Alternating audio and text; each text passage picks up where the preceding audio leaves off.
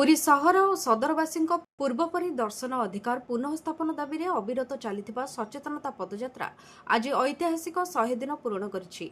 7 दिनर एही यात्रा केवल एक संख्यार माइलखुंट नुहे, यह भक्ति अधिकार समता और आत्मसम्मान पई एक नीरव किंतु दृढ़ अहिंसक जनजागरणर ऐतिहासिक अध्याय भाव परिगणित होईछि। गत 1 एप्रिल उत्कल दिवस अवसर में पुरी श्रीगुंडीचा मंदिर आरंभ होइतिबा एही पदयात्रा प्रतिदिन बलगंडी छक स्थित भक्त सालबेग पीठरू बाहरी सिंहद्वार सम्मुखें पहुंची पुरीवासी पूर्वपरी दर्शन अधिकार पुनः स्थापन पर शांतिपूर्ण आह्वान जणाई आसुछि। आज 100 दिनर पदयात्रा रे शताधिक व्यक्तिविशेष जोगदे एही आंदोलन प्रति निजर समर्थन जणाइथिले।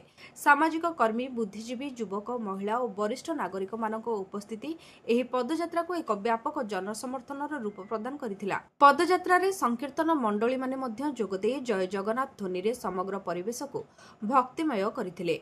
संकीर्तनर सुररे पदयात्रा आगको बढ़िबा सह भक्तमानक मनरे एक आध्यात्मिक उत्साह और समतार वार्ता प्रतिध्वनित होइतिला। 100 दिन पूरण अवसर में श्रीमंदिर निकट में 100 दीप प्रज्वलन करा जायतिला। एही दीप प्रज्वलन कार्यक्रम पदयात्रार तपस्या, भक्ति और आशार एक अनन्य प्रतीक होई उठिथिला। श्रीमंदिर निकट में जली उठिथिबा एही 100 दीप भक्त मानकर अधिकार, समता और आस्थार आलोक को प्रतिनिधित्व करुथुबा बोली उपस्थित लोक माने मत प्रकाश करथिले। एही पदयात्रा कौनसी राजनैतिक कार्यक्रम किंबा व्यक्ति विरोधी आंदोलन नुहे। यह जगन्नाथ संस्कृतिर समता, सह अस्तित्व और सार्वजनीनतार आदर्श को सुदृढ़ करने पर एक शांत, अहिंसक और आध्यात्मिक प्रयास बोले आयोजक माने स्पष्ट करथिले।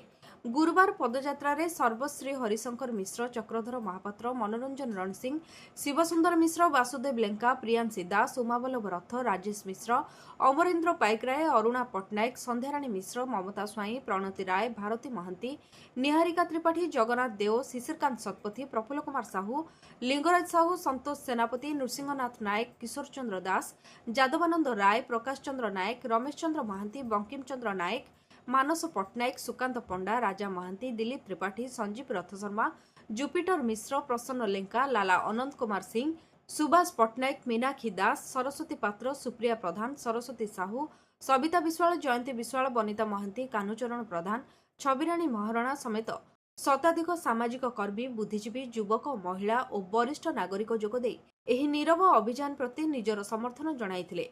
पदयात्रार आवाहक स्वाधीन कुमार पंडा 100 दिनर नीरव पदयात्रा, शोभायात्रा सह पुरीवासी दर्शन अभियान को आगको नेबाकू आह्वान करथिले।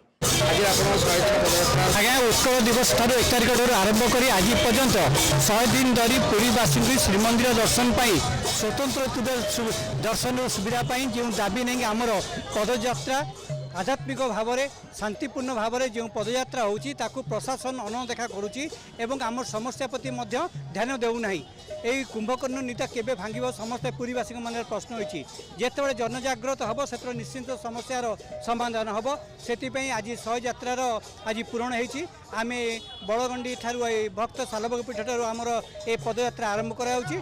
श्रीमंदिर में प्रदीप प्रज्वलन कर शेष हम किंतु कार्यक्रम शेष रही प्रतिदिन जेपरी भाव में आमर कार्यक्रम चालू रही है ताहा चालू रही। अप्रैल 1 तारिख आरंभ होता आज की 100 दिन पूर्ण है।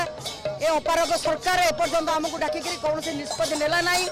प्रभु जगन्नाथ पाखे आम ये प्रार्थना करुँ पुरीवासी से समय दिंतु एवं ये प्रशासन को एक दंड दिंतु जो पर्यंत सरकार डाकिक आमको समाधान न कर पर्यंत पदयात्रा चालू रही। पुरीरू कैमरा पर्सन दिव्यरंजन विश्वईं सह सुधांशु करंक रिपोर्ट।